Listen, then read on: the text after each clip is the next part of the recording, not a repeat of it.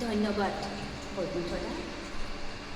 আপুনি মোক ইমানখিনি সাহস আৰু ভৰসা কৰাৰ কাৰণে, মোৰ ইমান সাহস আছে বুলি আপুনি ভাবিছে, ইমানখিনি আপুনি মোৰ প্ৰতি বিশ্বাস ৰাখিছে যে পমিকমল লস্কৰে এই কামটো কৰিব পাৰিব, নিশ্চয় কৰিব পাৰিব। আপুনি মোক মোৰ প্ৰতি যিটো বিশ্বাস দেখাইছে, মই সেইটো কেতিয়াও অথলে যাব নোৱাৰিম। মই যিমান পাৰোঁ চেষ্টা কৰিম আপোনাৰ বিশ্বাসত, আপোনাৰ ভৰসাত আগবঢ়াই নিদিম।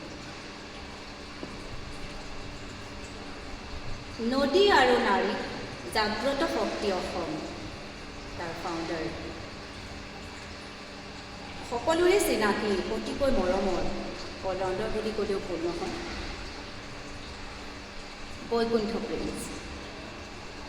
তেওঁ মোক আমাৰ বেংগলৰত থকা যিমানখিনি আমাৰ অসমীয়া নাৰী বা পুৰুষ যিখিনিয়ে খুব কষ্টৰে সংসাৰ চলাব লগা হৈছে, পৰকীয়া প্ৰেমত পৰি নিজৰ সংসাৰখন ভাঙি পেলাইছে, সেইটোৰ কাৰণে অকণমান কিঞ্চিত আমি যাতে সকাহ দিব পাৰোঁ বা বুজাব পাৰোঁ। শেষ কৰিব কেতিয়াও নোৱাৰোঁ, সেইটো সম্ভৱ নহয়। আপুনি যদি ঠিক হয়, মই যদি ঠিক হওঁ, সেইটো শেষ কৰাৰো সুবিধা আছে। কিন্তু আপুনি ঠিক হ'লে হয়তো মই ঠিক নহয়, মই ঠিক হ'লে হয়তো আপুনি ঠিক নহয়।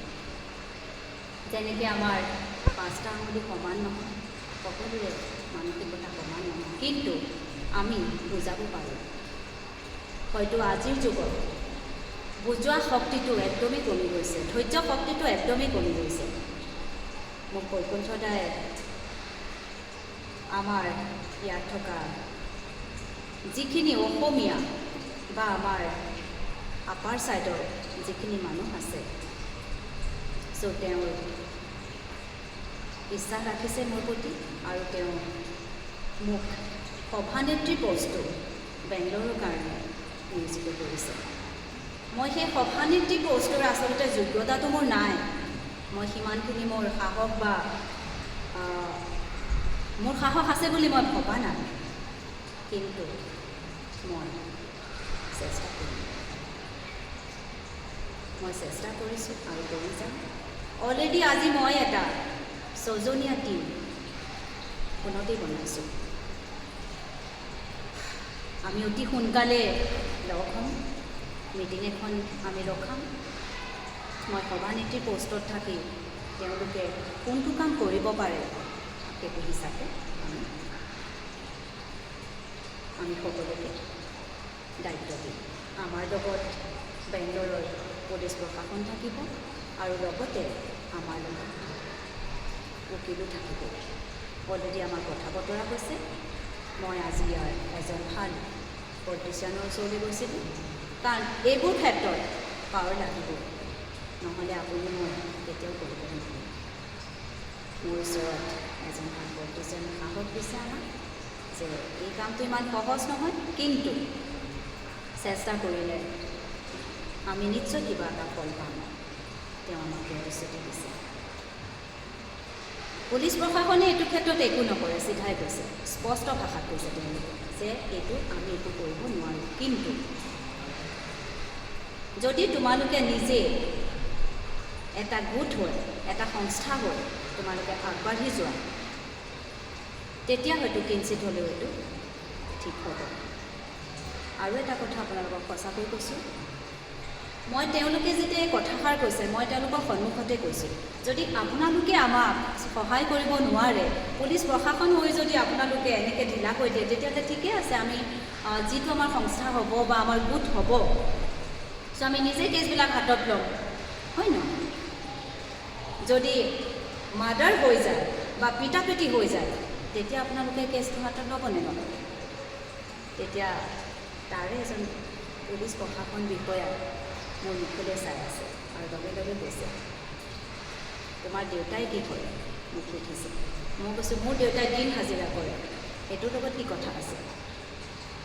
মোৰ দেউতাই যিয়ে নকৰক, মোৰ সেইটোৰ লগততো কথা নাই।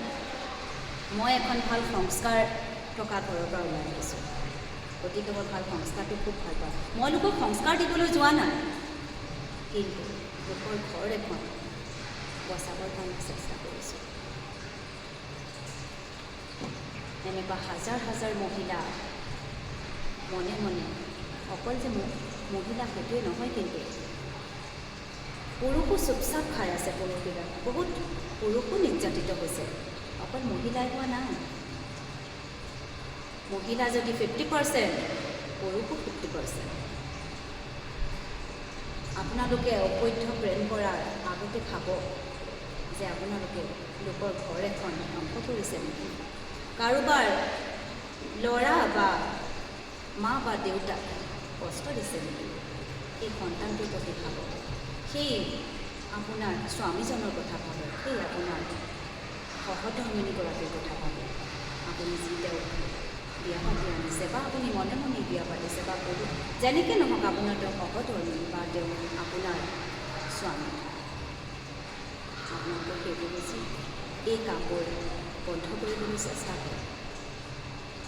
মই আপোনালোকক বুজাব যোৱা নাই, কিন্তু এই কামটো যেতিয়া হাতত লৈছোঁ, মই এটা অকল বাৰ্তালাপহে দিছোঁ আপোনালোকক। কাম আমি এতিয়া আগবঢ়াই দিম, কাম আমি কৰিম। ইয়াত হয়তো মোৰ এতিয়া ঘাত প্ৰতিঘাত বহুত আহিব, আপোনালোকে নেভাবিব, কিন্তু মই ঘৰত বিচৰা যাম। মই মৰি বুলিও কাম কৰিছোঁ, মই কাম কৰি যাম, মই চেষ্টা কৰি যাম। আমি কিঞ্চিত হ'লেও আমি ফল পাম।